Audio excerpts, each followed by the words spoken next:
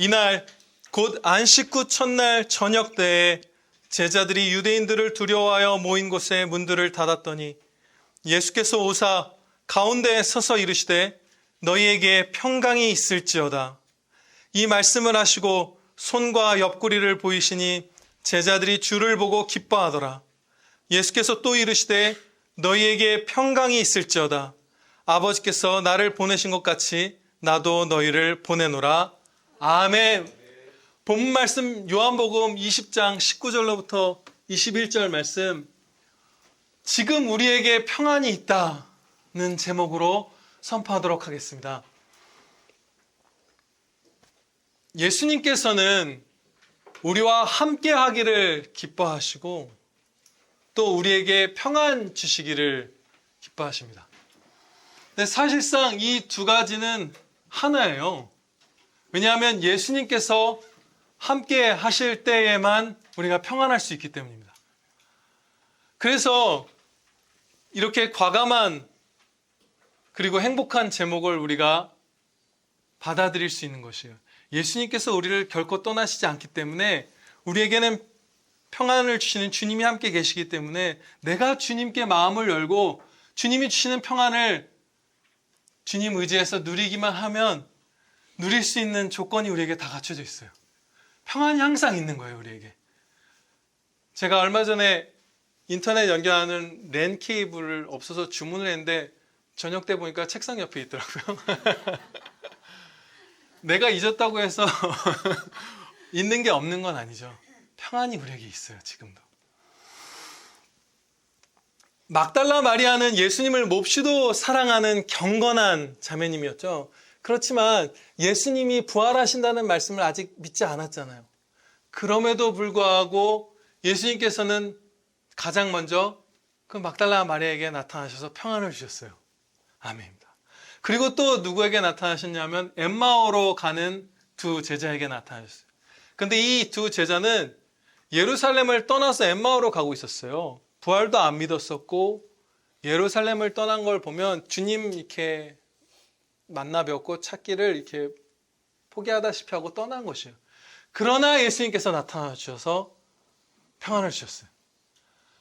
오늘 이 제자들은 어떤가요? 본문 말씀의 상황이 그 다음이거든요, 순서상으로. 가룟 유다를 제외한 11명의 사도들 모두가 예수님을 버려두고 도망쳤었죠. 그런데 그들이 모인 곳에 그 한가운데 예수님께서 나타나셔서 평안을 주셨어요. 우리와 함께 하시기를 기뻐하시고 평안 주시기를 기뻐하시는 거예요. 그래서 같은 주님께서 우리가 1000번도 아니고 정말 우리가 생각해보면 10,000번도 넘게 주님께 등 돌리지 않나요? 그래도 또 찾아와서 우리 마음을 두드리시고 우리를 불러주셔서 우리가 주님께로 한 걸음 이렇게 돌리기만 해도 그때부터 다시 평안을 맛보게 해주십니다. 우리에게 평안이 항상 있는 것이에요. 주님이 우리와 함께 하시기 때문에. 이런 주님을 우리가 등질 수는 없죠. 1000번, 10,000번 우리를 찾아와 주시는 주님이기 때문에 더 등질 수 없어요. 예수님께서 우리와 함께 하신다는 것을 어떻게 우리가 느낄 수 있을까요? 우리의 마음 문을 열 때 주님이 충만히 함께 하시면서 우리를 돌봐 주신다는 그 사실을 어떻게 우리가 체험할 수 있을까요? 우리는 주님이 충만히 함께하여 주실 때, 우리가 주님께 마음 문을 열고 이미 주시고 계신 그 평안을 누리기 시작할 때 너무나 크고 다양하게 주님을 느끼기 때문에 정말로 확실하게, 자명하게 주님이 함께 계시면서 날 사랑하신다는 걸 체험하게 됩니다. 이 말씀이 중대한 설명이 될 것이에요. 오직 성령의 열매는 사랑과 희락과 화평과 오래 참음과 자비와 양성과 충성과 온유와 절제니 이 같은 것을 금지할 법이 없느니라. 아멘. 우리가 기쁘고 평안하고 거룩한 성품으로 변화되고 삶이 거룩하게 변화되는 그 은혜 가운데 주님이 함께 하심을 영혼 깊이 느끼게 됩니다. 반드시 느낄 수밖에 없는 일이에요. 이것은 어마어마한 일이거든요.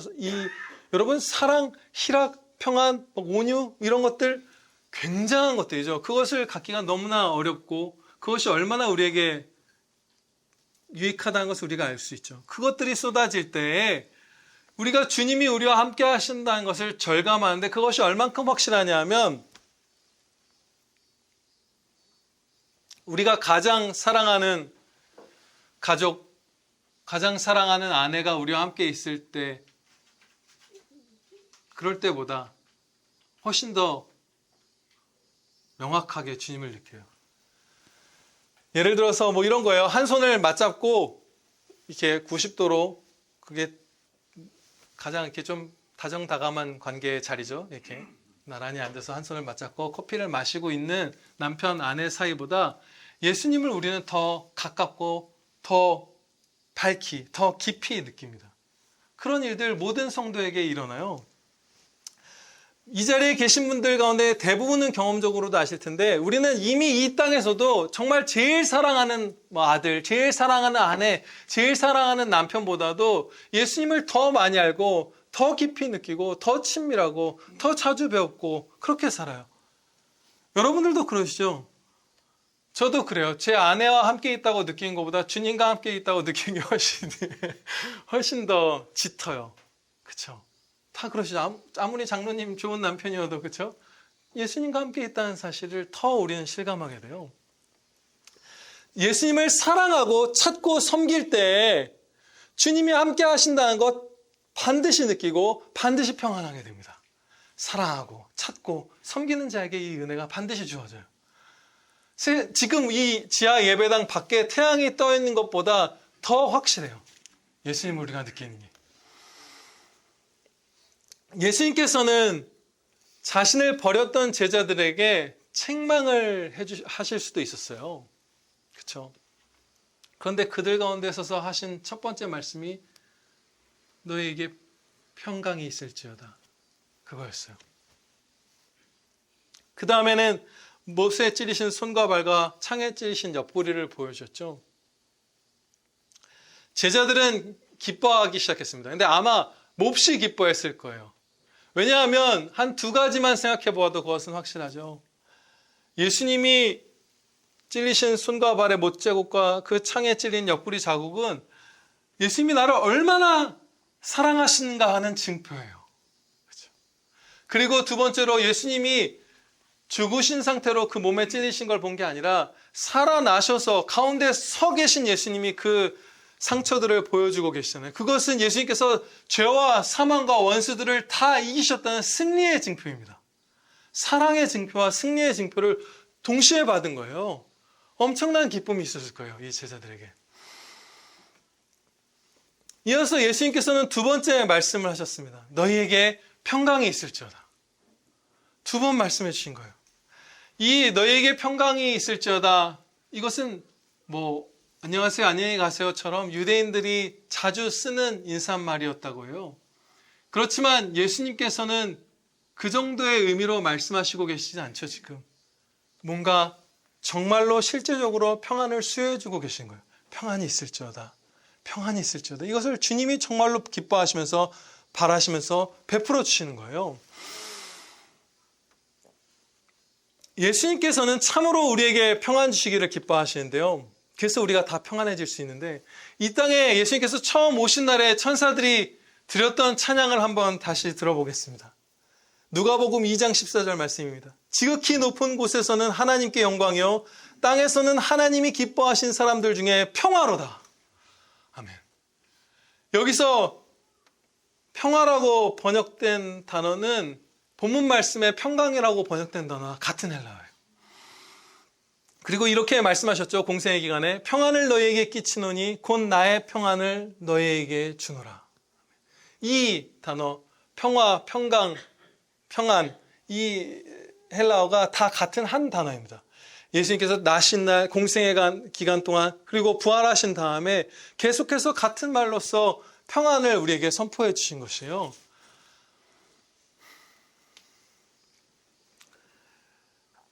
저와 여러분이 때로 죄악으로 헤매다가 주님께로 돌아갈 때가 있습니다. 그 기간이 며칠이었던 때도 있고요. 몇 달이었던 때도 있고 또 몇 년이었던 때도 때로는 우리에게 있어요. 그렇죠? 그러면 주님께로 우리가 돌이켰을 때 예수님께서 부끄러운 줄 알라 이렇게 말씀하실까요? 전혀 그렇지 않죠. 평강이 있을지어다. 평안해라. 그 말씀을 해주세요. 이것은 다른 그 어떤 증거가 필요 없을 만큼 확실한 진리입니다. 왜냐하면 시편 34편 18절 말씀 같은 말씀들이 성경에 가득하기 때문이에요. 여호와는 마음이 상한 자를 가까이 하시고 충심으로 통회하는 자를 구원하시는도다. 아멘. 여러분들이 아무리 헤맸어도 주님께로 지금 돌이키는 순간 평안을 맛보실 거예요. 우리가 예수님을 사랑하고 찾고 섬길 때 사랑과 희락과 평안과 이런 성령님의 열매들을 우리가 누리게 된다고 앞서 우리가 살펴보았죠. 그런데 한 가지 예를 들어서 첫 번째 기록된 것이죠. 제일 중요하다는 것이죠. 사랑을 실천할 때를 한 가지 살펴보면 그 말씀의 뜻은 우리가 그저 이웃을 많이 사랑하게 된다. 단지 이 뜻을 그 뜻만을 갖고 있는 말씀이 아니에요. 우리가 사랑을 하게 된다면 누군가를 우리의 상태는 어떤 상태, 어떤 원리로 그 사랑을 실천할 수 있게 되냐 하면 내가 예수님께 사랑받는다는 것을 확신함으로 그 기쁨 가운데에서 이웃과 원수까지도 사랑하게 되는 것이에요.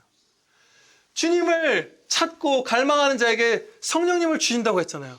그러면 그때 우리는 주님이 나를 정말 사랑하시는구나. 이 못자국을 만져볼 때와 똑같은 것을 느낀 거예요. 나를 사랑하시고 승리하셨구나. 그 기쁨 가운데 우리가 원수까지도 사랑할 수 있는 그 사랑의 열매를 맺기 시작하는 것입니다. 굉장한 일이 일어나는 것이죠. 모두가 이 체험을 앞에 두고 있고 이미 하신 분들도 많아요. 우리 가운데.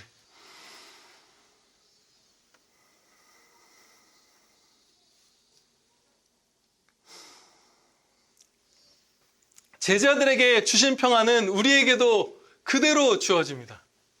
제자들은 지금 눈으로 볼 수 있는 예수님의 그 육신으로 함께 하심을 누리고 있었죠. 그런데 우리는 그리스도의 영이신 성령 하나님께서 우리 각 사람 안에 또 우리 지금 이 안에 우리 위에 함께 하시는 그 성령님의 임재하심으로 말미암아 예수님과 함께 하죠.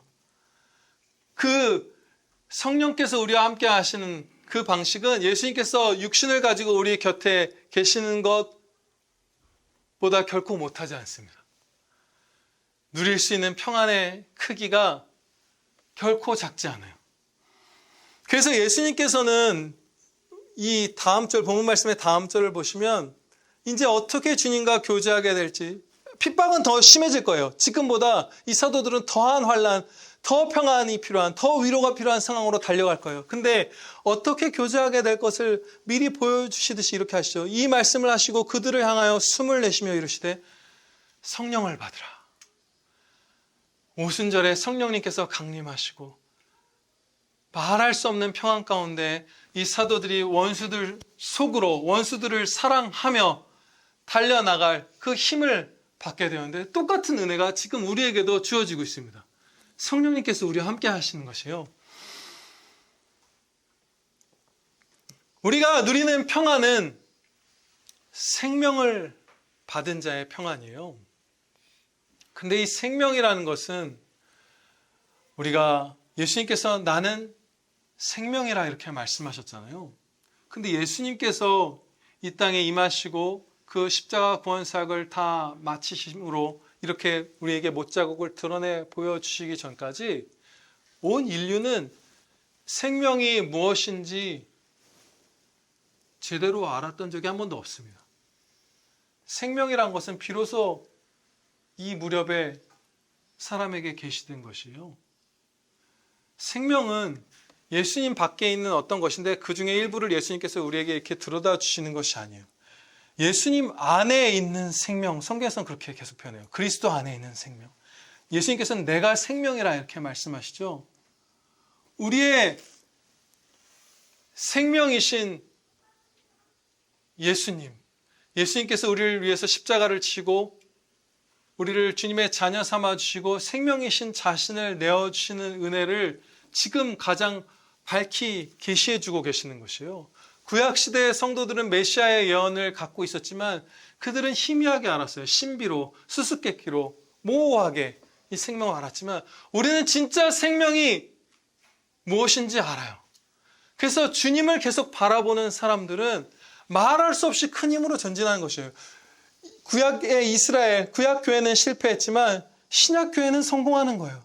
신약교회는 온 세상 가운데 복음을 전하는 그 전도 사역에 성공하는 거예요. 구약시대에 몇 명 찾아보기도 힘들었던 그 믿음의 용사들이 이 시대에 차고 넘치는 거예요. 생명을 진짜 보았기 때문에 우리가. 이 평안이 우리에게 있고요. 두 번째로 우리가 누리는 평안은 죄를 사함받은 자의 평안입니다. 죄만이 하나님과 우리를 갈라놓습니다. 그렇죠?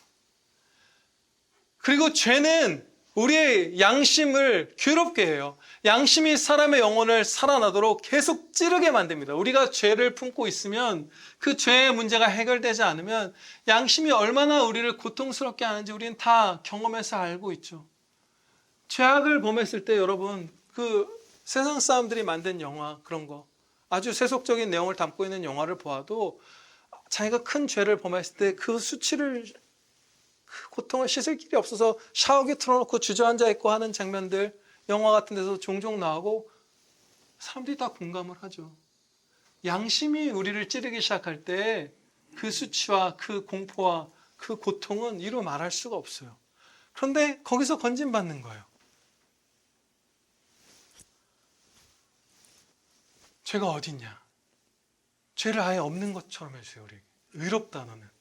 예수님 안에 있는 우리를 보시면서 의롭다 해주세요. 죄인이라고 하지 않으세요. 거기서 벗어나는 거예요. 어떤 죄악에 저와 여러분이 빠져있든지 양심에 찔리면 그 고통에서. 그리고 예수님의 보혈로 죄를 사함받지 않은 사람은 하나님의 정의로운 진노를 받게 되는데 우리는 거기서 구원받았습니다. 우리의 구원은 많은 분들이 이제 다 아시다시피 사단 마귀들로부터의 구원도 아니에요. 지옥으로부터의 구원도 아니에요. 육신의 죽음으로부터의 구원도 아니고 당연히 존재 소멸로부터의 구원도 아니죠. 그런 건 있지도 않죠. 우리의 구원은 정의로우신 하나님의 심판과 그 진노로부터의 구원입니다. 그것이 성경에서 가르쳐 주시는 구원이에요. 마귀도 그냥 피조물에 불과해요. 아무것도 아니에요. 우리가 받았어야 될 그 최악의 합당하지만 지극히 그 고통스러운 그 사망은 하나님의 정의로운 심판과 하나님의 정의로운 진노예요. 거기서 죄 사함을 받음으로써 우리가 건진받은 것이죠. 그렇게 예수님 안에서 하나님과 화평케 된 자들은 하나님이 함께 거해 주시면서 돌보시는 은혜를 입습니다. 그래서 평안이 있어요. 마음을 열면 평안을 즉각 누리는 거예요. 의인의 머리에는 축복이 임하느니라 는 이 말씀대로 잠언 말씀이죠. 우리가 주님을 의지하고 찾고 섬기기만 하면 우리는 그 마음의 슬픔들에서 벗어날 것이고 소스라치는 그 공포와 두려움들에서 벗어나요. 너무 급속해서 아마 당황스러우실 분들도 계실지 몰라요. 막 약을 먹고 무슨 상담도 받아보고 모두 해보고 하시던 분들이 결단하고 주님 살려주세요 하면서 주님 도와주세요 하면서 순종의 걸음을 내디뎠을 때 그 영혼의 고통, 몸까지도 다 뼈가 녹듯이 아프고 뇌가 깨질 것 같은 그 고통도 순식간에 사라지는 은혜를 경험하실 것입니다. 이 말씀을 청종하는 복된 실천들이 많죠. 그 가운데 두 가지를 오늘 살펴보도록 하겠습니다. 첫째로 우리가 빠지기 쉬운 가짜 평안의 길 한 가지를 잘라내도록 할게요. 하나님의 말씀으로 그것을 잘라내겠습니다. 함정을. 사단 마귀들의 함정, 우리의 죄성의 함정. 그것은 마음을 좁힘으로써 평안을 얻으려는 행위예요. 마음을 좁힘으로써 평안을 누리겠다는 그 삶의 방식, 그 선택. 이것이 우리를 굉장히 발목을 많이 붙들죠. 이것은 동서고금을 막론하고 사람들을 많이 붙들었던 함정이에요. 상처받기 싫고 요동치기 싫고 마음의 평화가 깨지기 싫어서 마음을 좁히는 거예요. 여러분들 이런 거 너무 잘 아시죠? 다른 사람들에게 마음을 깊이 주지 않습니다. 너무 나 처음에 환영 잘해주던 사수라고 해서 막 생일도 챙기고 잘해줬는데 어느 날 자기 기분 안 좋다고 확 윽박질러요. 그럼 내가 괜히 마음을 줬구나. 난 진짜 형처럼 생각했는데 사랑했는데 내가 바보였지. 내가 병신이지. 그러죠. 직장인분들 막 공감하시네요. 슬프지만 우리에겐 평안이 있죠. 크게 기뻐하지도 않고 크게 슬퍼하지도 않으려고 노력해요. 그런 말들 정말 많이 봐요.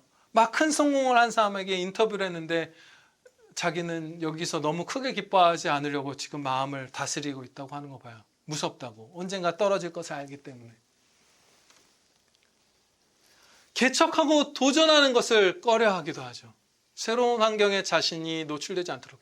우리가 얼마나 자칫하면 연약해지냐면 요즘에는 그 사람들이 많이 약해져서 저도 그거 조금은 알아요. 반쯤은 거쳐 있는 세대라서 그런 거예요. 전화 오는 거 되게 두렵을 때 있어요. 벨 울리면 이제는 전화를 걸면 꼰대라면서요. 문자 이상의 접근으로 다가오면 공포감을 느낄 수 있기 때문에. 다 무슨 개복치도 아니고 잘 죽는 생선도 아니고, 그렇죠? 건드리면 죽는다면서요, 그 생선은. 그렇게 우리가 되어버렸어요. 마음을 되게 좁게 닫고 있죠. 그리고 작게 책임지려 하고, 야, 어떻게 애를 둘을 낳아? 너 그거 어떻게 책임지려고 그래? 요즘 공부를 얼마나 시켜야 되고 세상이 얼마나 험하고. 야, 하나도 겨우 날까 말까. 너 행복하려면 애 낳지 말고 둘이 그 시간에 여행 다니고 영화 보고 취미생활하고 그렇게 해. 괜찮아. 그게 행복해. 책임을 두려워하죠. 혼자 있으려 하고. 그렇죠? 이외에도 삶의 전반에서 작게 조심스럽게 마음을 축소시켜서 거기서부터 평안을 추출하겠다고 하는 움직임들을 우리가 많이 선택합니다. 그렇죠? 그런데 안타깝게도 이 방법을 택한 사람들의 결국을 우리는 항상 봅니다. 좌절하고 분노하고 슬퍼하고 낭망해요. 그것을 보아요. 마음을 다 닫고 혼자 살고 집에 돌아오면 내가 좋아하는 가수 포스터 붙여놓고 음악 듣고 밥 안 해도 되고 그냥 외식해서 사다 먹고, 그럼 그런 사람들 여러분 엄청 딱 들어도 안 기쁜 거 아시죠?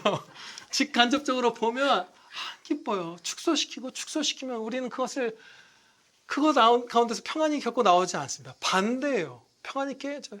왜냐하면 우리는 마치 이것을 주님께서 주신 합당한 비유라고 생각해요. 우리는 마치 페라리에서 만든 SUV 같은 존재예요. 아름답고 어떤 길이든 갈 수 있고 빨리 달릴 수 있는 그런 존재예요. 사람은 그렇게 창조받았어요. 사람은 하나님의 형상대로 지음받았고 하나님을 대리하여 이 피조 세계, 눈에 보이는 세계를 통치하는 대리 통치자들이에요. 왕들이에요, 우리는. 그래서 마음을 축소시키면 우리의 그 창조된 복된 창조의 그 우리의 본성에 하나님이 부여해 주신 그 사랑으로 주신 그 본성에 부합하지 않기 때문에 결국 평안은 더 사라져 버립니다. 사람이라는 존재의 성향에도 맞지 않고 특히 성도에게는 이것이 더 크게 나타나요. 새 생명을 주셨잖아요. 타락한 인류의 본성에도 안 맞는데 하나님의 그 자녀의 그 새로운 생명의 그 성품은 더 이것을 못 견뎌요. 여러분들이 마음을 좁히면 좁힐수록 이거 아닌데 하면서 죄책감과 좌절감을 맛보게 되어 있어요. 그리고 자녀에게 주시는 도우심과 재능과 은사, 기회들, 그 찬양의 기회들에 전혀 축소하는 것은 걸맞지 않아요. 여러분 많은 분들이 아시다시피 소년이여 야망을 품으라. 그거 다 아시죠? 그 크리스찬이 한 말이잖아요. 윌리엄 스미스 클라크라는 성도가 한 말인 거 대부분 아실 거예요, 이제. 그런데 예수님 안에서 예수님을 위하여 야망을 가지라고 이분이 몇 번 얘기했다고 하는데 그런 증언들이 있어요. 근데 이제 세상 사람들은 그것을 이제 빼려고 하고 그것을 부인하려고 하죠. 에이, 그거 아니야. 기독교인들이 그분 크리스찬이라고 하니까 덧붙인 날조한 거야. 그런데 그분의 삶을 보면 소년이여 야망을 품으라. 그리스도를 위하여 야망을 품으라. 야망이라는 게 우리가 너무 안 좋은 의미로 느껴지는데 야망 사전 보시면 굉장히 좋은 거예요. 막 큰 일을 향한 소망이에요. 그것을 품으라. 이거 그 말을 하고도 남은 분이고 삶 전체로 그 말을 계속 하셨던 분이에요. 그분이 이제 1820년대에 아마 태어나신 분으로 알고 있고 1876년에 일본의 홋카이도로 이제 홋카이도에 대학을 세우고 그곳을 개척하는 그 지역을 개척하는 임무를 이제 일본 정부에서 그분을 초빙해서 데려온 거예요. 미국의 매사추세츠 대학인가 거기에 학장이었어요, 이분이. 그분을 데려온 거예요. 그런데 이분이 처음에 일본에 입국할 때 성경책을 40권을 가지고 왔습니다. 그래서 세관에서 막았어요. 이거 뭐 하는 짓이냐. 그쵸. 거기에는 그 나름대로 자기들 나름대로 종교, 천황을 섬기고 뭐 이런 게 있잖아요. 그러니까 이 사람 봐라. 이거 대학 세우라고 불렀는데 성경책을 40권을 갖고 왔네. 근데 이분이 이거 허락 안 해주면 나 미국으로 돌아가겠다 그래요. 그래서 높은 사람들이 특별히 그 VIP니까 큰 임무를 우리가 맡겨야 되니까 탁월한 분이니까 해서 허락을 해줘요. 하나님의 섭리죠. 그래서 들어왔어요. 처음부터 범상치가 않죠.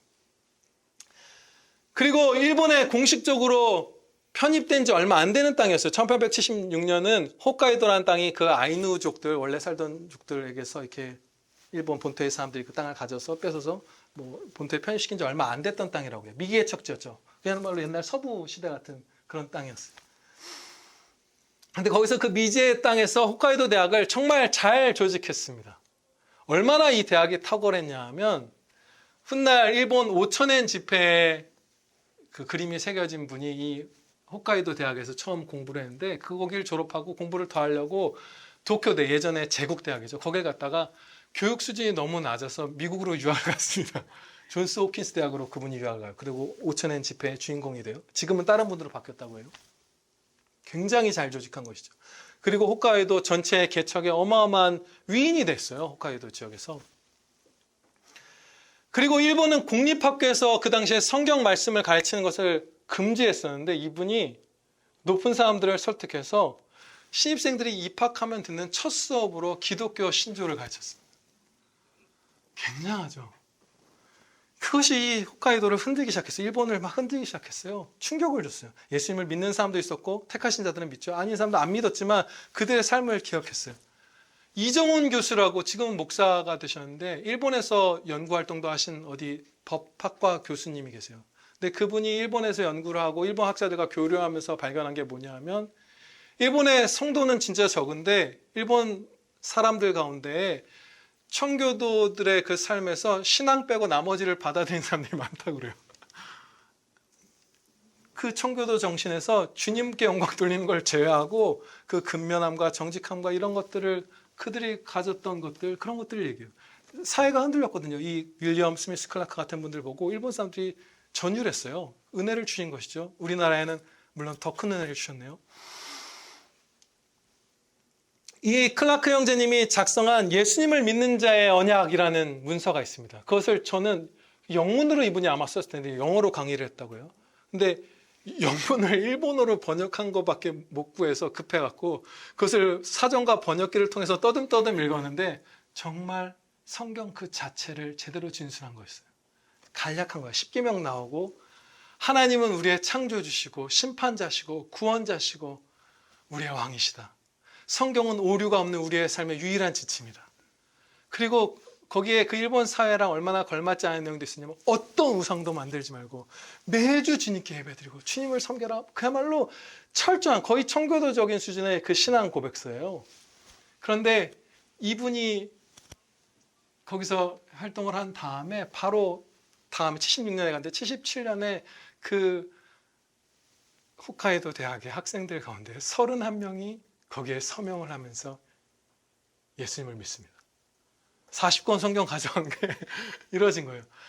우리는 보통 그 미개척지 거기로 미국에서 미국 동부에 대학교 학장이나 된 사람이 가면 나 무섭네. 고생할 텐데. 거기 원주민들도 있다네.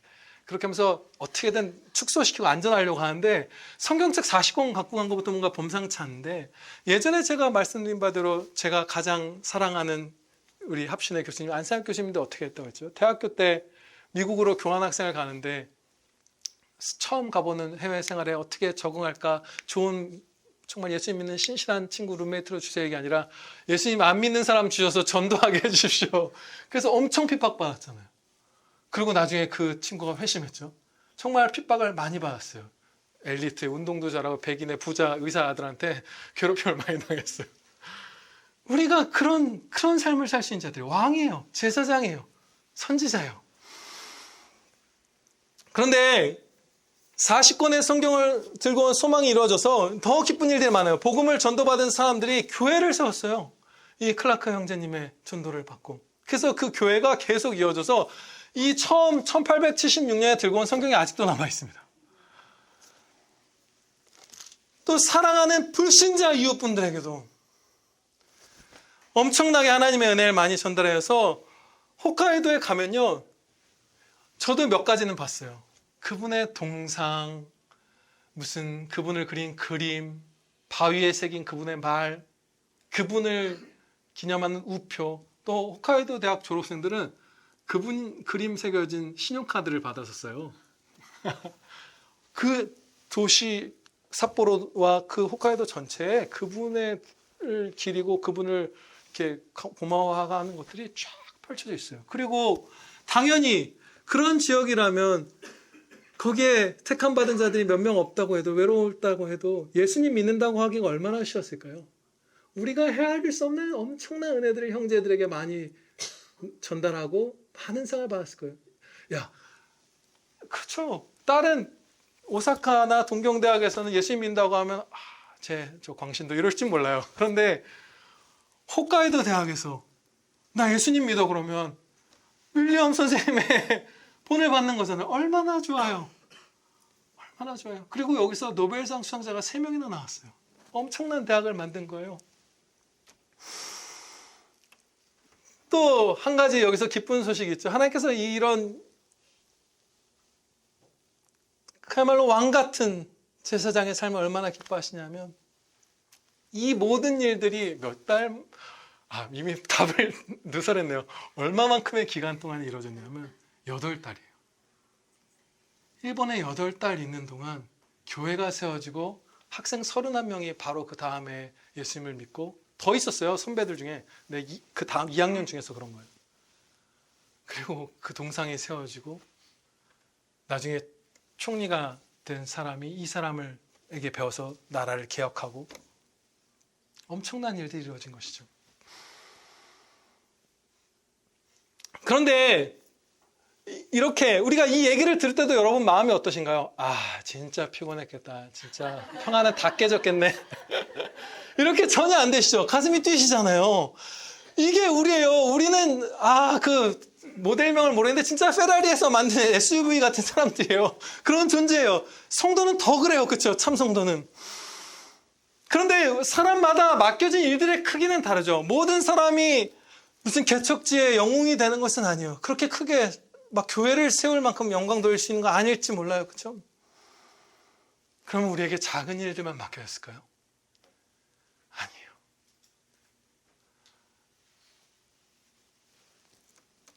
영원하신 하나님께 영광 돌리는 것은 영원한 가치와 영원한 의미와 영원한 상이 달린 일이에요. 이 표현들 다 필요 없어요.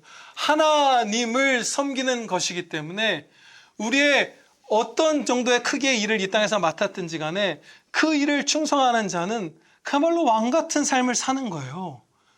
그 자세로 그냥 내가 지금 직장에서 나를 높이기 위해서 내 250만 원의 월급을 위해서 일하면 그냥 이 땅에 살다가 쓰러져가는 안타까운 그런 사람이 되겠지만, 거기서 하나님의 영광을 위하여 헌신적으로 사랑하며 최선의 것을 이웃들에게 줄 수 있기를 힘쓰며 복음을 전하며 주님의 영광을 등불처럼 비추는 삶으로서 살면, 그 사람이 그야말로 무슨 5인 기업, 3인 기업, 무슨 이런 데서 일하는 사람일지라 할지라도 더 못한 일을 하는 사람, 파트타임, 집에 누워있는 사람 어떤 사람이라 할지라도 주어진 형편 가운데서 주님의 영광을 위하여라면 내가 잘나서가 아니라 이 땅에서 내가 맡은 일이 커서가 아니라 우리가 영원하시고 거룩하신 무한히 크신 하나님을 섬기는 것이기 때문에 우리는 큰 일을 하는 것이에요, 실제로.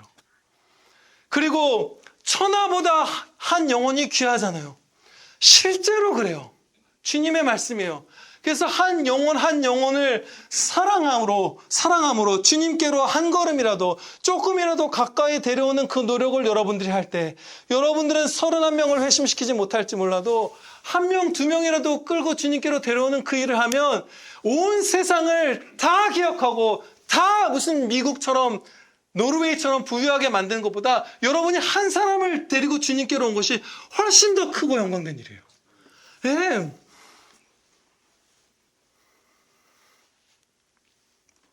그리고 클라크 형제님보다 상대적으로 작은 일을 맡은 사람의 예를 한 가지 들어볼게요. 만약에 우리 교회 선생님들이 제일 많으시죠? 선생님들의 예를 한번 들어볼게요. 반에 말썽스러운 말썽을 부리는 애가 있는 거예요. 그냥 아이가 마음이 아프고 몸이 아프고 할 때 그냥 아프고 그냥 위축되고 그런 선생님께 도움을 구하고 이렇게 되면 좋지만 인간은 그렇게 잘 안 되죠. 가정 형편이 불하고 또 몸이 아프고 뭔가 근심 있고 이러면 엇나가요. 오히려 그렇죠. 도움의 손길이 필요한 아이들이 오히려 치받고 이런 거 많이 하죠. 그렇죠? 그런데 그 아이를 마음을 내가 좁혀서 저 녀석 때문에 내가 속상한 일, 곤란한 일 겪지 않아야 되겠다. 혹여 저 녀석 때문에 뭐 부모, 학부모하고 분쟁이 생기고 학교 내에서 무슨 평가에 문제가 생기면 진짜 안 되니까 마음을 얕게 건조하게 대해야 되겠다. 그렇게 하지 않고 마음을 쏟아서 왕처럼 전진하는 용사처럼 마음을 쏟아서 그 아이를 위해서 계속 마음에 품고 기도하고 한마디라도 더 사랑으로 건네고 하다가 그 아이가 수업 때 다시 필기도 한번 시작하거나 다시 밝게 표정이 변하거나 하는 걸 보면 마음을 깊이 쏟았던, 마음을 확장시켰던 그 사람은 그 아이의 표정 하나가 그 주중에 계속 생각나서 계속 감사기도 드리고 계속 행복하게 될 것입니다. 그런 것들이요. 우리의 마음을 넓힐 때 도전하고 마음을 다 쏟고 헌신하고 투쟁하고 성실하게 그렇게 살아갈 때 우리의 기쁨이 증폭되고 평안한 정도가 아니라 막 평안 가운데 기뻐 노래하게 되는 일이 그때 일어나는 것이에요. 왕같은 제사장의 삶이고요. 두 번째 마지막 실천입니다. 오늘의 그 실천은 예수님을 우리의 전부로 여기는 것입니다. 실제 전부이신 예수님을 그 진리에 맞게 전부로 여기는 거예요. 전부가 아니신 분을 전부로 여기는 것이 아니라 실제 전부이시죠. 우리의 생명이시잖아요. 앞서 말씀대로 생명을 조금 공급해 주신 여러 존재들 중에 한 분이 아니라 예수님이 생명이시고 그리스도 안에 생명이 있잖아요. 주님이 생명이세요. 유일한 생명의 원천이세요. 또 성경에서 예수님을 우리의 무엇이라고 말씀해 주셨죠. 신랑이요, 주요, 왕이요, 창조주이시며 머리요, 아버지시고 형님이시고 친구세요. 진짜 전부세요. 이 세상에 우리의 좋은 관계들 다 갖다가 쓰신 건데 이거 다 총합으로 제일 사이 좋은 이 관계들의 총합보다 더 친밀하고 더 넓고 더 깊은 것이 주님과 우리와의 연합이에요. 우리의 진짜 전부이신 거예요, 예수님이. 최근에 미국에서 한 7천만 명 이상이 본 어떤 유명한 영상이 있어요. 저도 그것을 우연히 보게 되었어요. 이렇게 추천 영상으로 떠서. 무엇이냐 하면 미국에서 뉴스에도 나왔었더라고요. 근데 그게 텍사스인 걸로 아는데 텍사스에 이렇게 주택들이 띄엄띄엄 개인 주택들이 있는 그런 지역이야. 햇살 막 이렇게 내리쬐고 건조해 보이더라고요. 우리가 아는 그 텍사스요. 거기에 어떤 집에 12살짜리 쉐이든 워커라는 소년이 이웃집 초인종을 누른 거예요. 근데 이제 그 이웃집에 사는 분들은 밖에 외출 중이었어요. 이제 부부 그리고 아기를 데리고 있는. 그런데 이제 초인종을 누른 사람의 얼굴과 음성을 전송받으면서 대화할 수 있는 그 어플을, 휴대폰 어플을 그분들이 갖고 있어서 이제 밖에서 초인종 누른 이 아이랑 대화를 이어나간 거예요. 영상은 녹화되고 있고 CCTV에. 근데 그 아이가 뭐라고 그러냐면 저 혹시 여기 11살이나 12살쯤 되는 아이가 혹시 주변에 있나요? 혹시 모르세요? 이렇게 물어보는 거예요. 저는 친구가 필요해요. 그러는 거예요. 그러니까 이분들이 이제 따뜻하게 받아주시더라고요. 아, 얘야, 이 근처에도 2명이나 아이들 살지 않니? 그랬더니 걔가 이제 혼자 초인종 앞에 서 있는 거죠. 이렇게 생각을 하더니 근데 걔네는 저를 이제 따돌리기 시작했기 때문에 더 이상 친구가 아니에요. 그러는 거예요.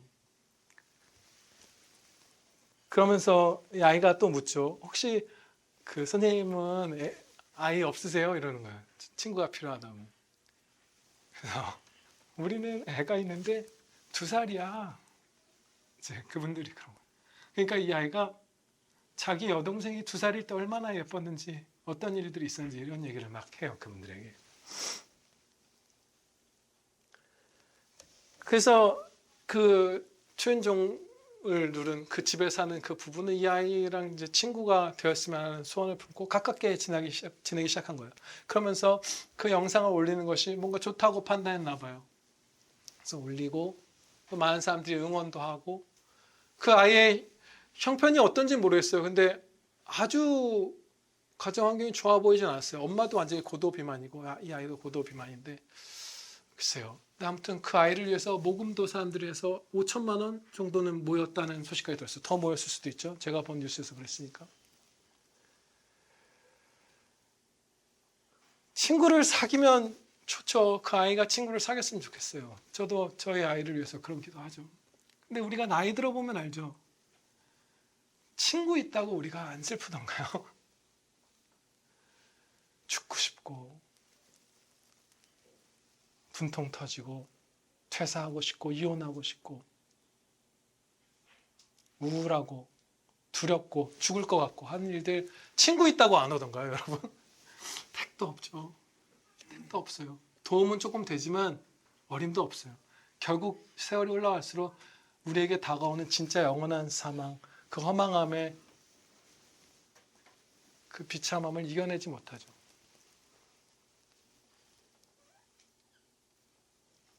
$5천만 원이 모였다고 그것으로 유익이 되겠지만 뭐 그것으로 되나요? 사람들도 알아요. 그 영상들 댓글 보면 돈으로 행복을 살 수는 없잖아요. 이런 댓글들 달려 있어요. 못 사죠. 우리 못 사고 있잖아요. 그렇죠? 그런데 예수님은 우리의 전부이신데 예수님이 우리와 함께하기를 기뻐하시고 우리에게 평안 주기를 기뻐하시기 때문에 진짜 전부이신 예수님을 전부로 여길 때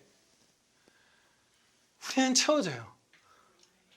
우리는 만족하게 돼요. 그때.